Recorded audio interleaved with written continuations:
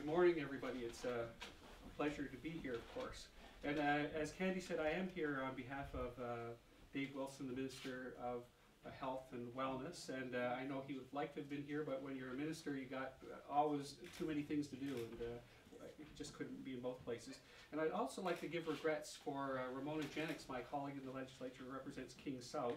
She also had another commitment this morning and was torn between whether she could be here in New Minas or whether she had to be in Halifax, and because it was possible for me to be here, we shared the load in that way. But to tell you the truth, I'm delighted to be here. I am the MLA for Kings North. We're technically in Kings South, but just barely. And I've been familiar with the Evangeline Club for a long time. I have had the pleasure of being here for lunch once or twice, and I know what an important organization this is, so it's a pleasure to be here to do this announcement.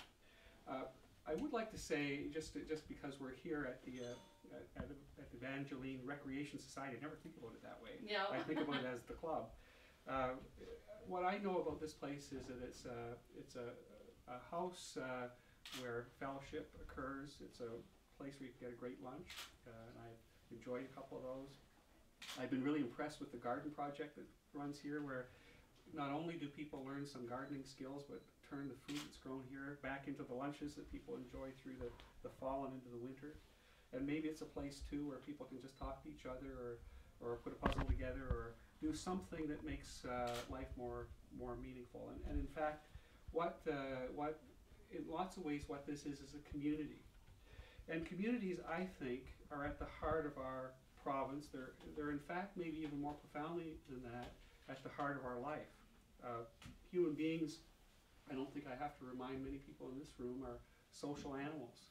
We live our lives in relation to each other, and I think, in fact, we're at our greatest risk when we're alone. And so what the Evangeline Club does, I think, in part, is help build community and help link people who find community here with other parts of the larger community. And so that's a really, really important thing.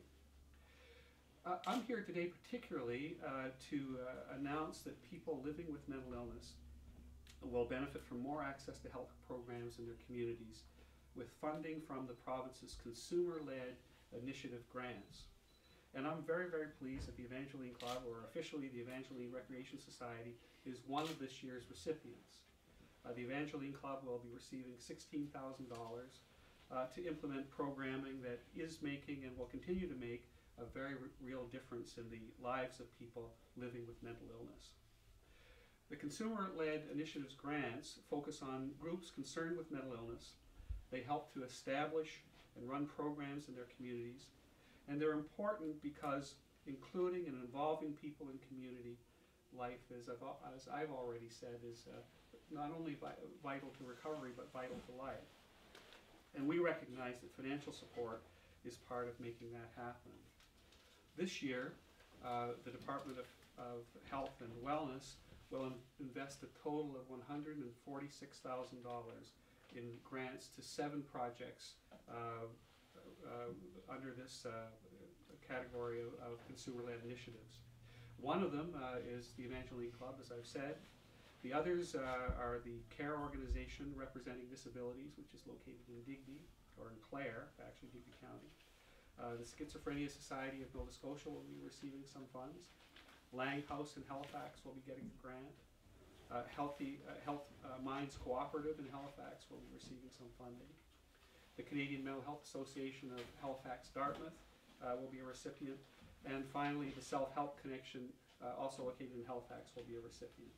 So I want to use my opportunity here to say congratulations to all the recipients. I wish everyone success in their work. And I want to say a particular congratulations to those members of the organization and the members of the Evangeline Club for not only for your success with this funding, but for the kind of programming that success with the programming you deliver and everything that you do in your future. And thank you particularly to Candy and to the club for hosting this event this morning. I'm glad that we were able to do this here.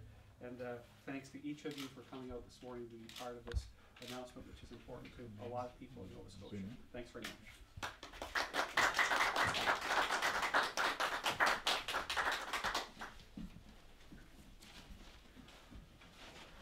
Thank you very much, Jim. At this time, I would like to say a few words about what this grant means to our organization.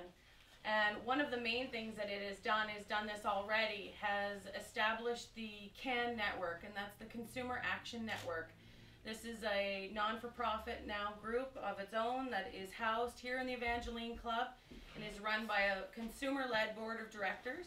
And at this time, I'd like to introduce them and have them come up here. Matilda Lane is our chairperson of the board. She's our chair. Matilda. Marlene Cousins is our vice chair on this committee. Marlene.